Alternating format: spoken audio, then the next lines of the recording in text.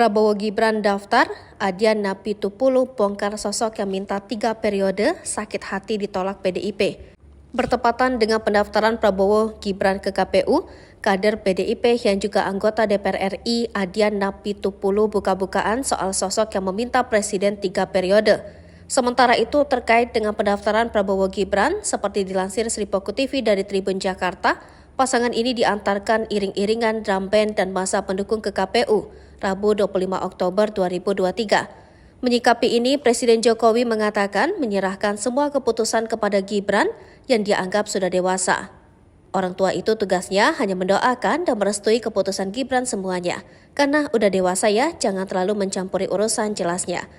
Lalu sehari sebelumnya, Adian membongkar sosok yang meminta rekomendasi untuk menantu dan anak lalu meminta Presiden 3 periode. Hal ini diungkapkan Adian sebagaimana dikutip Sripoku dari salah satu tayangan program televisi swasta. Adian mengaku punya catatan khusus. Meski tak menyebut nama, dia mengatakan jika dahulu ada yang datang minta jadi wali kota lalu dapat rekomendasi. Minta lagi, dapat rekomendasi, dikasih lagi.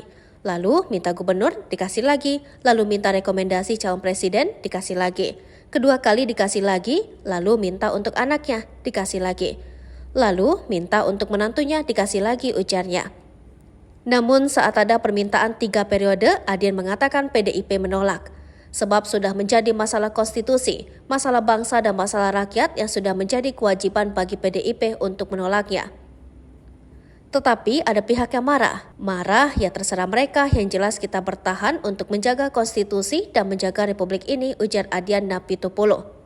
PDIP mengambil sikap menolak permintaan masa jabatan 3 periode atau perpanjangan. Masalah sederhana demi menghormati konstitusi.